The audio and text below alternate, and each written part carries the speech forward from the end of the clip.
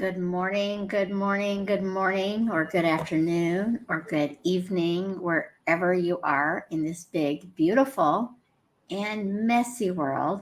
I hope you find it from a place of goodness, a place of compassion, love, kindness, and peace. I am Carol C. Miller, your positive life strategist, peace activator, and global hugger, coming to you with another episode of Embrace Your Life Chat, where the intention is to heighten celebrations and lessen sorrows through a positive focus. So please let me know where you're joining me from. And if this is the first time you've joined me, I'd love to be able to welcome in new members into our community. We have a global community here. Each time I go live, there's people from all over the world, and I appreciate your time, attention, and energy to live your best life, whatever that looks like. Living our best lives does not mean hard times don't happen. Challenges and frustrations and worry and fear, all of those things are normal. And we're going to kind of talk about it today, specifically because of what has happened. I mean, I know that this is a global community here. I'm in the US, I'm in Chicago. And 2 days ago, we had another mass shooting. So I kind of wanted to discuss how we move through fear and walk closer into what we want our world to look like, what we want our lives to look like. So that's going to be the topic today. Before we get into the topic, I do like to go over a couple of things for people, especially newbies. But one is I'm not an absolutist. I'm not a big fan of the words always, never, right, wrong, good, or bad. There are 7 billion people on this planet. I can't begin to say what is right for 7 billion people, nor what is wrong for 7 billion people. So I work on the majority of the time, the majority being zero, always negative, 100 being always positive. So my personal practices, my daily practices are to stay in the 80 to 100% of the time, kind, loving, compassionate, peaceful, and positive. What does that mean? There's times where I'm not that. A fear visits me, anger visits me, sadness visits me, disappointment visits me, unworthiness, all the normal feelings that we have visit me. But because of my daily practices, they visit, they don't move in. Now, these last 48 hours with just more tragedy that doesn't seem like it should still happen, fear has visited me a lot more the last 48 hours, and I continue to work through it. So we're going to talk about that a little bit. So secondly, I like people to know I'm a coach. I love supporting people in living their best life, whatever that looks like. I am not a counselor nor am I a therapist. And sometimes to move forward to live your best life, having that type of support is going to help you get there quicker. I just encourage you to know that you're worthy of living a healthy, happy, abundant life, whatever that looks like to you. So whether it's me as a coach, a counselor, whoever it is, I encourage you to create that support system around you in order to live your best life. So I'm going to check in really quick in comments. Then I'm going to go to the subject at hand today. Then I'll come back into comments to answer any questions. If I stay in comments, we'll be here all day and I won't talk about the subject. So hello, Trixie from Japan.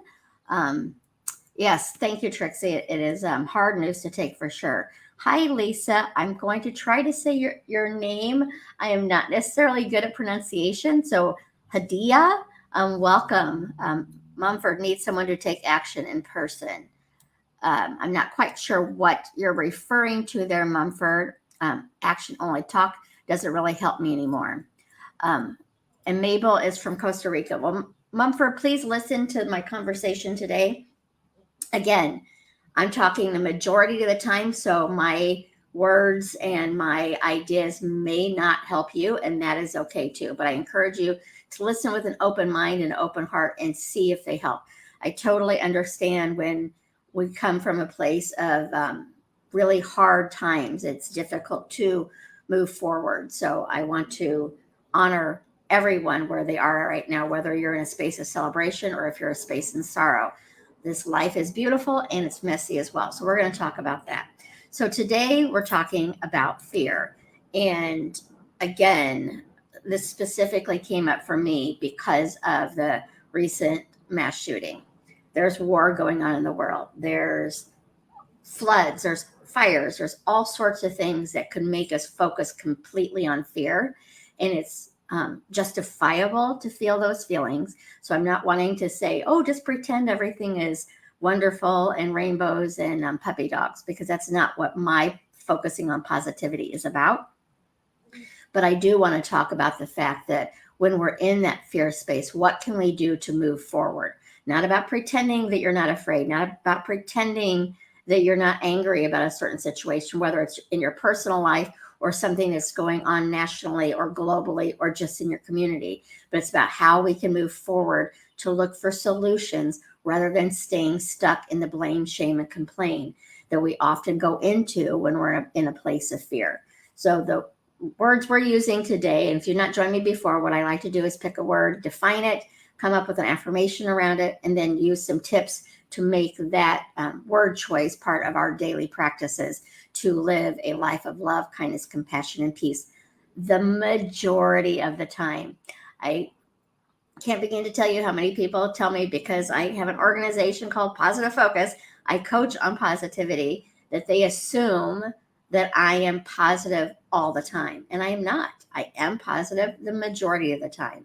These last 48 hours, I would say I have not been as positive the majority of the 48 hours, but for the majority of weeks, of months, or whatever, I am still higher in that level. It's a practice, and you get to decide how you want to move forward with your life, whether you want to focus on what's not going well or whether you want to focus on what is going well and move forward from there. It's not a right or a wrong, a good or a bad. It's where you're at and where you want to be. So the word today we're working on is fear. The definition: an unpleasant emotion caused by the belief that someone or something is dangerous, likely to cause pain or a threat. I also wanted to add, because of today's topic, the word trauma. So that's a deeper meaning of it. And we're not really going to talk about trauma, but I do want you to be aware of the definition of trauma: a deeply distressing or disturbing experience. So war is traumatic, mass shootings is traumatic, many, many things. And trauma isn't something to even, like, what's traumatic to me may not be traumatic to you, and vice versa.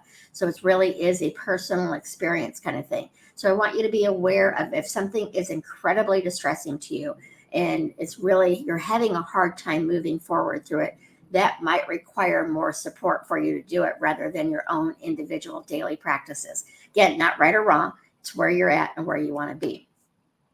So the affirmation I chose for today, and an affirmation is simply a statement. It's not right, wrong, good, bad, positive, or negative.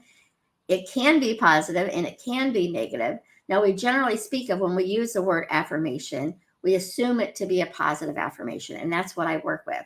But when you're affirming what you don't like in yourself, when you're affirming what you don't like in the world, that is still an affirmation. You are bringing that into your energy field of what you believe to be true.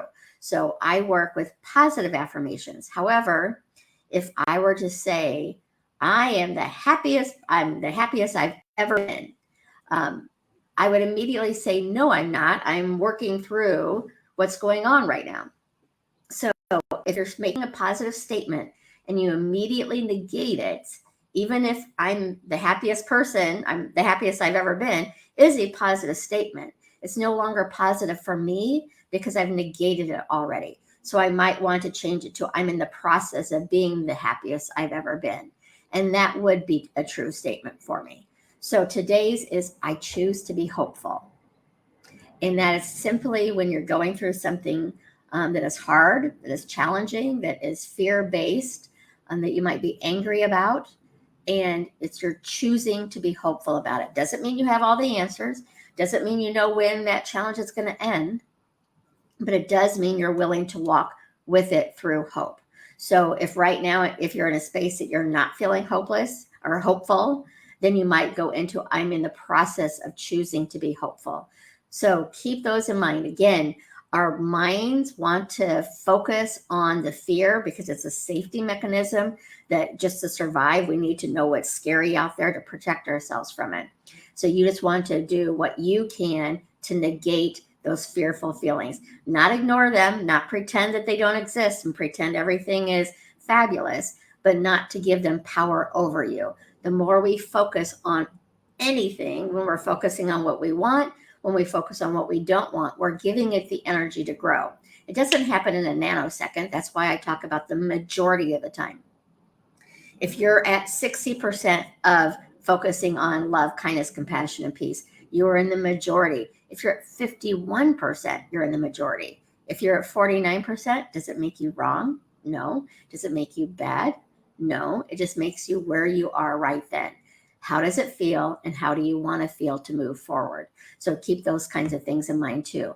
I am not an absolutist. You will catch me saying the words always and never on occasion. And I'm pretty good now in my head. I'm like, oh, you just said that. So no, if I say it, I will probably catch myself. But no, again, I'm focused for me personally, and the teaching and coaching that I do is to feel better the majority of the time. So tip one, when fear has your attention, is to be aware of how you feel. Because again, fear can be a helpful guide. Frustration, sadness, anger, disappointment, unworthiness. All of those things are normal to feel at some point, but it's how much time, attention, and energy do you want to give them? So be aware that you feel that way. Maybe even say thank you yourself that you're aware of those feelings, because when we're aware of how we feel, then we're in the driver's seat. We can choose, and I'm not saying being aware makes it easy to step into a better fit. Well, it might make it easier. It doesn't make it easy necessarily to step into a better feeling place, but your awareness allows you to be the driver of it. When we're on autopilot, life is living us, the media is living us, everybody else is living us but ourselves, because we are just going with whatever is happening in the moment. When we're aware, we could say, this doesn't work for me. This feels a little bit better. And it's also not about beating yourself up if you're in a space of fear, if you're in a space of anger, or any of those emotions, because again, they're normal. It's how much time and attention and energy do you want to give to them, and what do you want to do with them? Often anger is a good catalyst to change, and yet many people use it to stay stuck in anger and not move forward with it. So when you're angry about something in your own life, in the world, what can you do to move forward with it? So how can you transmute that anger into positive solutions rather than staying in blame, shame, complain, which is feeding that fear? Blame, shame, and complain feeds the fear. Love, kindness, compassion, and peace feeds the change that you're wanting to see in your life and in the world. So be aware of your feelings. Second is to take some slow, deep breaths. Because when we're in that space of anxiety, when we're in that space of any kind of fear, anger, frustration, we tend to do shallow breathing. And when we're doing shallow breathing, we are not filling up our body with the oxygen it needs to be able to make clearer, healthier decisions for ourselves. And often, and I tend to do it too, is we often tend to shallow breathe just normally. So when you start feeling that uneasiness come over you, I would actually encourage you to make taking time in your day to do some deep breathing a daily practice, whether you're in a place of celebration or a place of sorrow. Because again, it's replenishing your body with the oxygen it needs to make better, clearer decisions for yourself. Next tip is to focus on the helpers. Tragedy is awful. Injustice is awful. All those kinds of things are hard to take, and yet helpers tend to come out in droves when that happens. Whether it's an earthquake and people come together and they house people, they bring in food and water and whatever they can do to support those people. People run into hard situations to be helpers. So I want you to consider not pretending, again, that the tragedy did not happen, but focus on what good came of it and the help that people come of it. And if you can be a helper, be a helper. And if you need help, ask for help. But being a helper in certain situations is going and helping feed people and give water. Sometimes being a helper is donating to an organization you believe in that is doing the on the ground work help. Sometimes being a helper is sitting in prayer and meditation and envisioning the best outcome for the highest good of everyone. Sometimes being a helper is not even discussing that situation that has you sad, traumatized, or hurt right now, but it's about opening the door for somebody and letting them in. It's about smiling and saying hello to people that you don't know. It's about sharing a small moment of kindness, whatever that looks like to you, because I'm a firm believer that when people feel seen and heard and know they matter in this world, they're far less likely to harm themselves or others. So your help doesn't need to be on a global scale to make a difference. Your help might be smiling at somebody who needed to see a smile that day. Your help might be saying a kind word to somebody who hadn't been talked to for days. Your help might be holding that door open or whatever. So small tasks of help can make a big impact on people. So I would encourage you to look at that. And then next is to focus on the solutions. And I kind of already talked about this a little bit, but focus on the solutions rather than the blame, shame, and complaint of what shouldn't have happened, how we could have done it better, because it's happened. So what can we do to move forward to mitigate the impact it's had, to mitigate it from happening again, and focusing on healthy, positive solutions. Now, I think of people, and again, this is not a right or wrong, it's who you are and where you're at. I know people who have had horrible tragedies happen to them, and they're able to step into forgiveness fairly quickly. And I know people who've had horrible tragedies happen to them, and they want revenge. That is their way that they feel that they can heal from it, is to get even or revenge. I'm a peace activator, so I'm not into the revenge game, but you need to feel for you what's going to work. And I fully believe that at the end of the day, revenge may feel good for a moment, but it's not taking your pain away. So look for ways that you can create compassionate solutions for yourself and for whatever has you feeling less than. So that's the next thing. And then take some positive action steps. Like the many things, like even what I talked about today, those are big topics.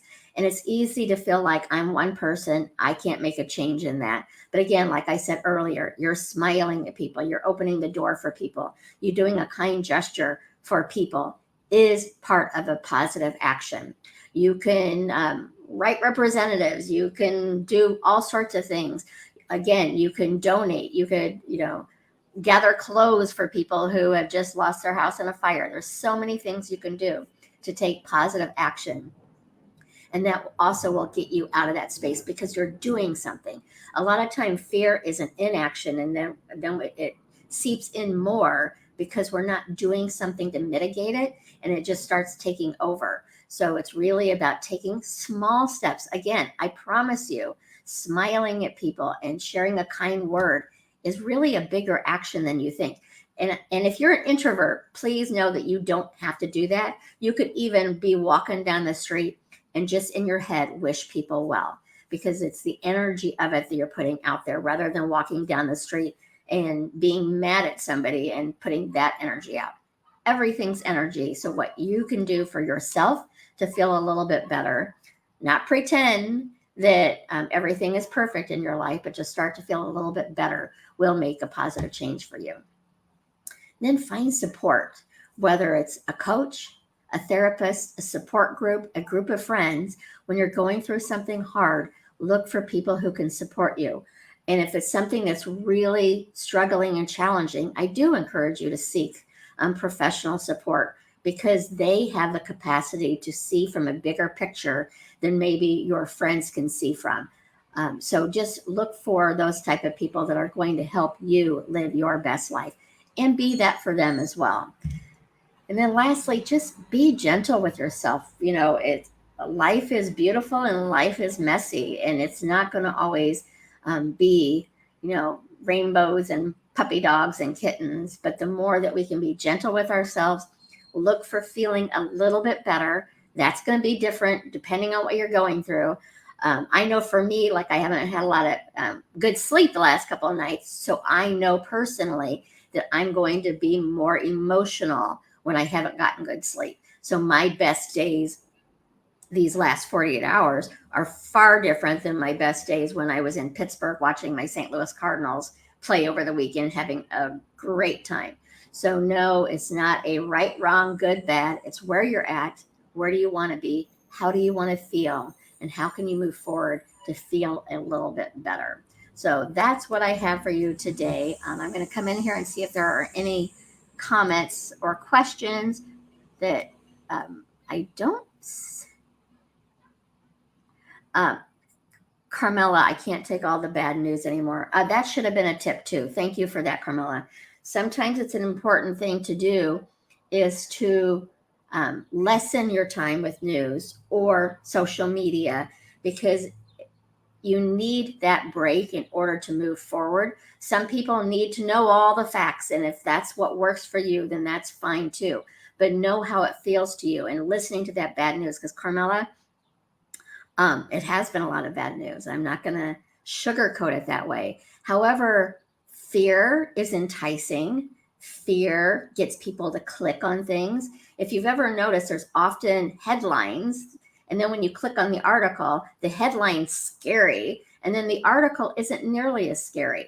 So know that fear is enticing, and fear wants your attention, and fear sells. So I promise you, out of 7 billion people on this planet, there is more love happening every single day than fear, or we would not be existing. You sharing that smile is being a loving action.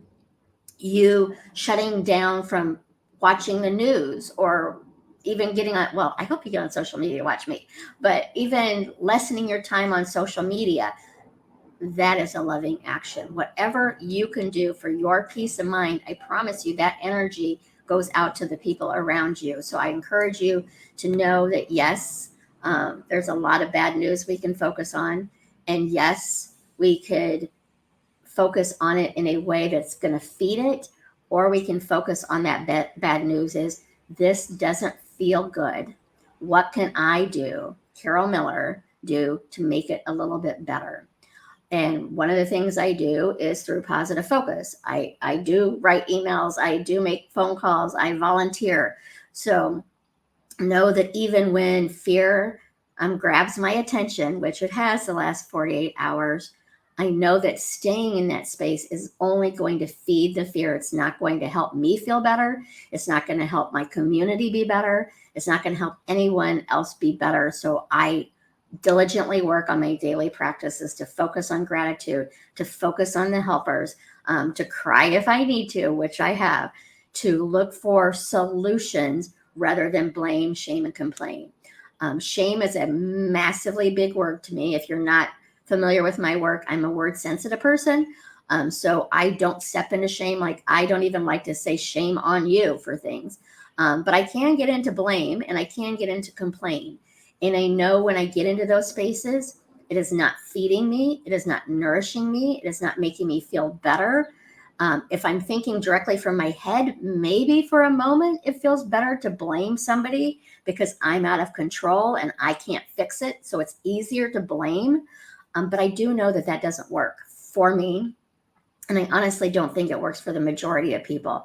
Again, you need to know for you what works for you. I can't make that decision for you. I do know for me, and I firmly believe it's for the majority of people, love, kindness, compassion, and peace are the way to step out of fear. So that's what I have for you there. Kathy, you quit watching the news. I don't watch a lot of news. I do watch a little bit of it because I do still want to. And I agree, Kathy. And even keep that in mind too. Any of the news organizations, that's their job. And they may there's different takes. Like you could look at 4 different news programs on the exact same topic, and some of them are going to make it look like it's the worst thing that's ever happened in the world. Some of them are going to talk about blaming and shaming. And so it's probably a good idea to avoid the news because it's not objective necessarily, but there is that balance on still staying informed, like certain news outlets that are more just straight news and not opinion pieces. I needed to hear the ending. I'm not sure what that was about, Lisa, but let me know.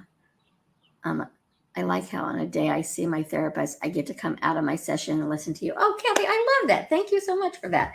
So, yes. So do what you can today to take care of yourselves, whether it's national, international, a personal issue that you're going through that fear wants your attention.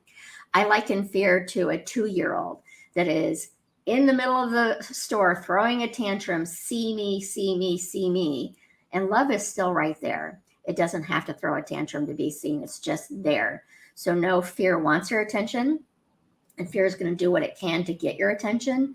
And that's okay. I'm not asking you to never be fearful. Sometimes fear is something that's going to protect you as well.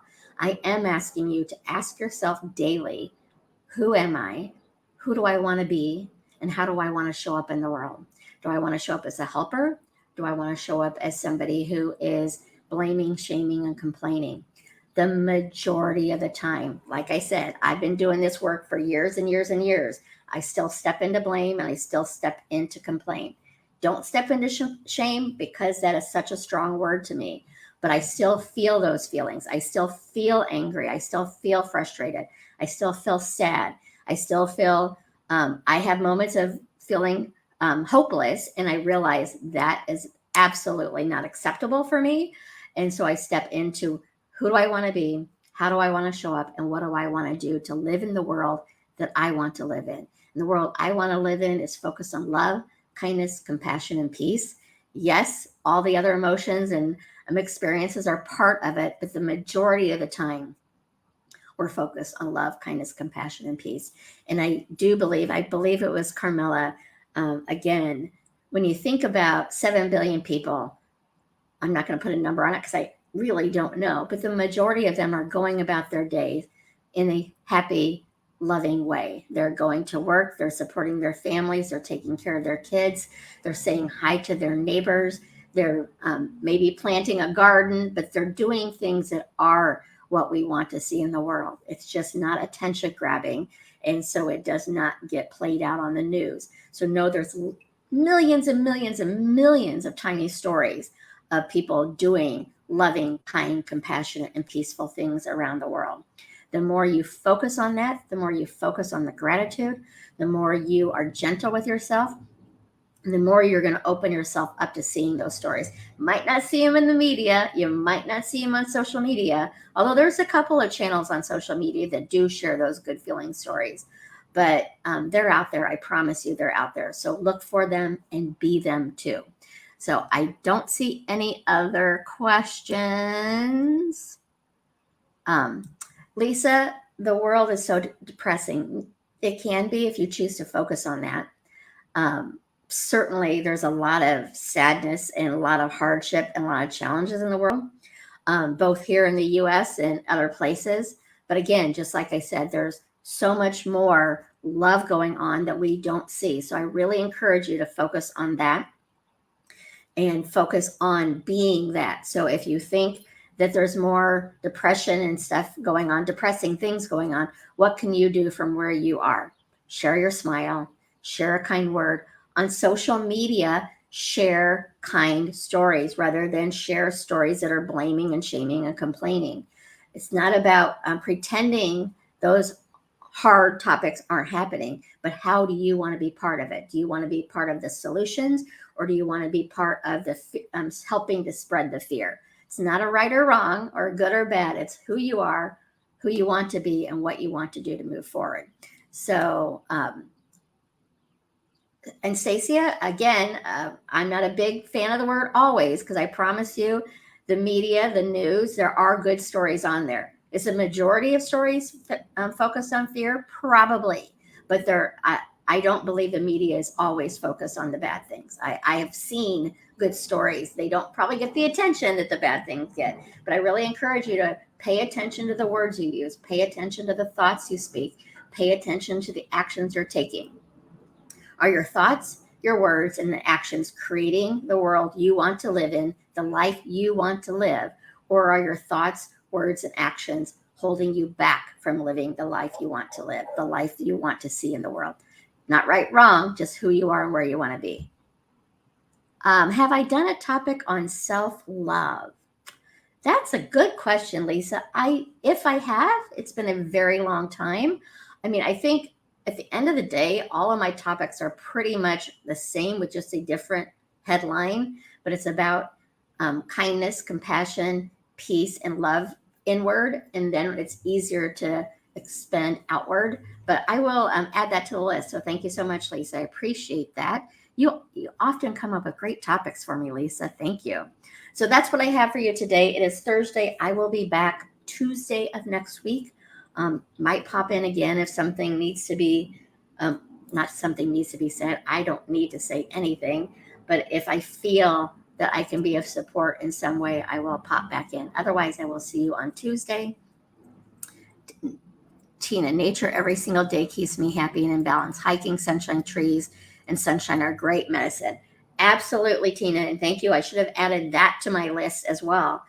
Get out there in nature. Like I, I have my desk right by my window, so I can look out at the trees, and I'm not far from the lake. And so when my energy is depleted, that's one of the places I go is to the lake to refuel.